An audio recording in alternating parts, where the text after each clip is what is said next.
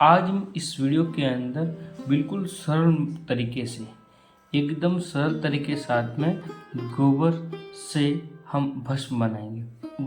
भस्म बनाने के बहुत सारे तरीके हैं, सबके अलग अलग तरीके हैं और हमने जो तरीका निकाला है उस तरीके से हम आपको बताएंगे इस वीडियो के अंदर कि कैसे सरल तरीके से भस्म को प्राप्त की जाती है।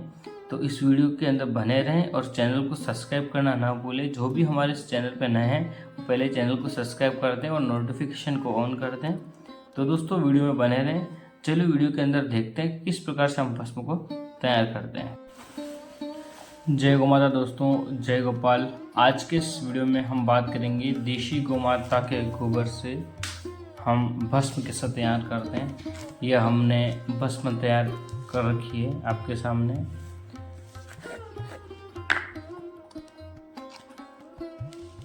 ये आप देख सकते हैं इस प्रकार की भस्म को कैसे तैयार करें।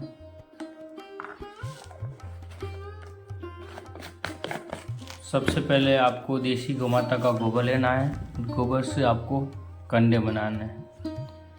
कंडे पूरी तरह से सूख जाने के पश्चात उन कंडों को जलाना है। कंडों को जलाना है। कंडों को जलाने के पश्चात हमें जो राख प्राप्त होती है वो राख लेनी है और उस राख को छानना है। छानने के लिए आप इस प्रकार की छन्नी काम में ले सकते हैं, जालीनुमा। अगर आप बड़े लेवल पे करना चाहते हैं तो 2 व्यक्ति या 3 व्यक्ति मिलकर एक कपड़े के ऊपर उसे बड़ी मात्रा में छान सकते हैं और आप चाहे तो इससे कम पर छान सकते हैं। इससे बड़ी जो आटा छानने की छन्नी आती है उससे भी आप छान सकते हैं।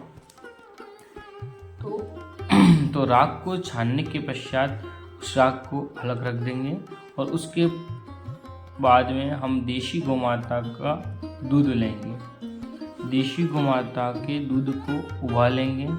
दूध कुछ समय तक 1 या 2 उबाल आने के पश्चात उस राख को उस दूध के अंदर डाल देंगे। उस राख को उस दूध के अंदर जब तक उबालेंगे तब तक दूध पूरी तरह से ख़त्म ना हो जाए। एकदम से राख जो हमने डाली थी वो एकदम से स्ट्रॉन्ग ना हो जाए।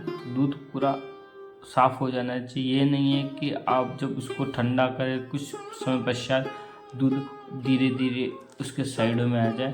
किसी प्रकार से आपको दूध दिखना नहीं चाहिए। उसको इतना उबालना है कि उसमें से दूध पूरी तरह से ख़त्म हो जाए।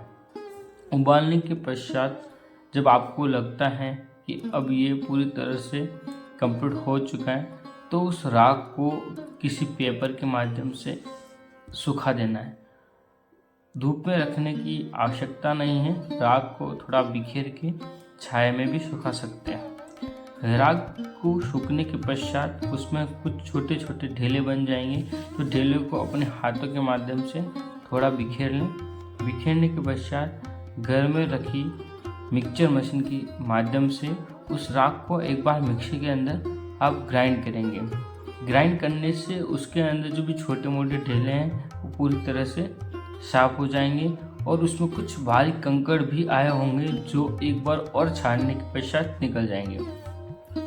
तो हमने ग्राइंडर मशीन के अंदर जो हमने राख को ग्राइंड किया उस राख को फिर से एक बार इसी छन्नी के माध्यम से छानना है। इसमें कुछ बारीक और कंकड़ निकल सकते हैं क्योंकि जब गौ माता का गोबर हम उठाते हैं, गोबर से जब हम उपले बनाते हैं किसी प्रकार के छोटे मोटे कंकड़ गोबर में लग जाते हैं।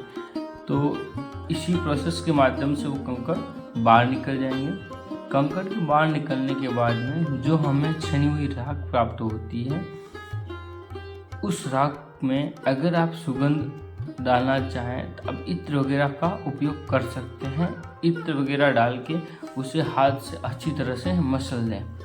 मसलने के पश्चात आपको कुछ समय पश्चात ये हो सकता है कि इसको मैं एक बार और छानूं तो आप वही छन्नी के माध्यम से छान सकते हैं। छानने के बाद आपको पूर्ण तरह से एक भस्म तैयार हो जाएगी जिसे आप काम में ले सकते हैं। दोस्तों इसमें हम बात करेंगे कि मात्रा की कि कितनी भस्म के अंदर कितना दूध लेना है और दूसरी बात कितना इत्र लेना है।